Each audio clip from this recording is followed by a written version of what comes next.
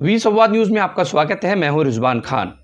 लगभग 1 महीने तक चली राजनीतिक उथल पुथल और सियासी रशाकशी के बाद आखिरकार अकोला महानगर पालिका में जनता द्वारा चुनी गई सरकार की स्थापना हो चुकी है और ये पूरा घटनाक्रम काफ़ी चौंकाने वाला और दिलचस्प रहा।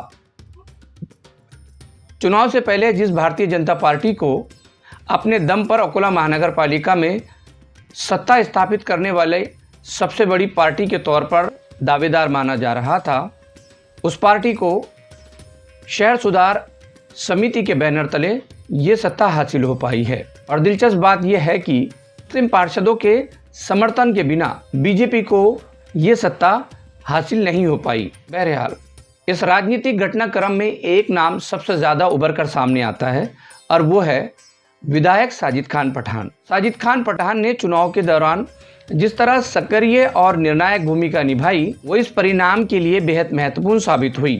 उन्होंने न केवल राजनीतिक रूप से चुनावी मैदान में काम किया, बल्कि गंभीरता के साथ कई बोल्ड फैसले भी लिए।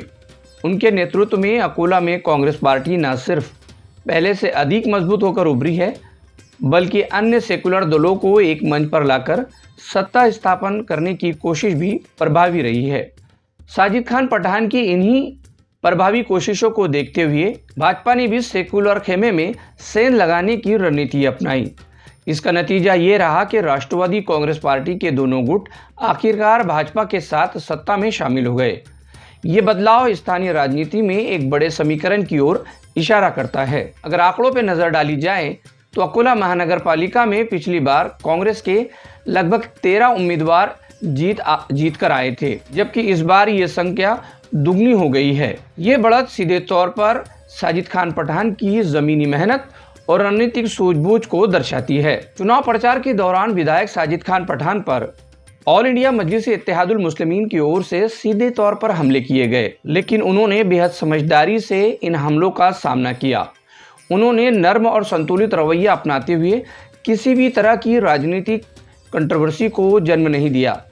इसके साथ ही उन्होंने भाजपा की बढ़ती ताकत और महानगर पालिका में बढ़ते हुए टैक्स को प्रमुख मुद्दा बनाकर सेकुलर वोटों को बिखरने से बचाया। इन सभी प्रयासों का परिणाम ये हुआ कि कांग्रेस पार्टी पिछली बार के मुकाबले इस बार काफ़ी अधिक मजबूत और प्रभावी नजर आई और आम लोग दोबारा कांग्रेस से जुड़ने लगे। सत्ता स्थापन के लिए साजिद खान पठान ने जिस तरह रोजाना नई रणनीति बनाई, अलग अलग दलों को एक साथ लाने का प्रयास किया और लगातार सक्रिय रहे, उससे वो पूरी तरह हरकत में दिखाई दिए। इन प्रयासों के चलते जनता के बीच साजिद खान पठान की छवि एक ऐसे रिजल्ट ओरिएंटेड लीडर के तौर पर सामने आई है जो न सिर्फ राजनीतिक समीकरण समझता है, बल्कि उसे जमीन पे उतारने की क्षमता भी रखता है। इसलिए साजिद खान पठान का अकोला के राजनीतिक में कद और प्रभाव स्पष्ट रूप से महसूस किया जा सकता है। इसमें भी दो राय नहीं है कि इस पूरे चुनाव के दौरान कई लोग राजनीतिक महत्वाकांक्षा के चलते साजिद खान पठान से दूर भी हुए हैं